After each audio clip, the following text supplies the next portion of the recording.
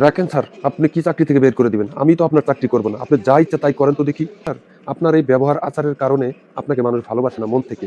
ওহ রাকিব, তুমি ভিতরে চলে আসছো। আচ্ছা যাক, ভিতরে যেমন চলেই আসছো, তাহলে কোনো এক কোনায় গিয়ে বসে তুমি কিছু খেয়ে নাও, কেমন? ভুলেও আবার আমার পাশে এসে বসবা না কিন্তু, ঠিক আছে?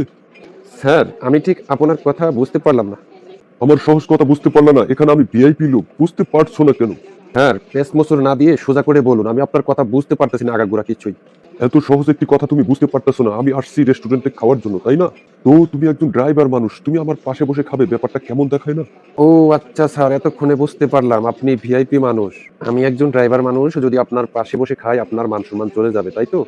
এই তো এবার ঠিক আছে, তুমি বুঝতে পারছো বিষয়টা। আমি তো অনেক আগেই বুঝে গেছি স্যার। হয়তো আপনি বুঝে উঠতে পারেন নাই। মানে তুমি কি বোঝাতে চাচ্ছ আমাকে? আমি আর স্যার আপনাকে কি বুঝাবো?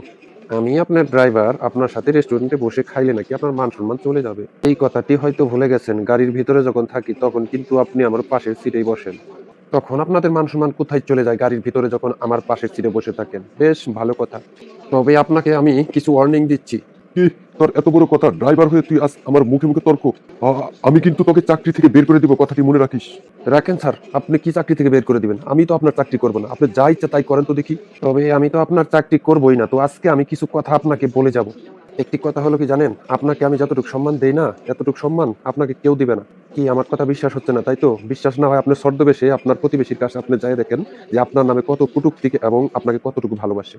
এরা এমন প্রতিবেশী স্যার, আপনার সামনে সালাম দিবে, পিছনে গিয়ে আপনার কটূক্তি শুরু হবে। কিন্তু কেন জানেন স্যার? আপনার এই ব্যবহার আচারের কারণে আপনাকে মানুষ ভালোবাসে না মন থেকে। দেখো শোনো ভাই, এবারের মতো আমাকে মাফ করে দাও, আমার ভুল, আমি বুঝতে পেরেছি। তুমি আবার আমার চাকরিতে জয়েন করো ভাই। স্যার, মানুষ গরিব হইতে পারি। কিন্তু একবার যে কথা বলে ফেলি, এই কথা আর কখনোই নড়চড় হবে না।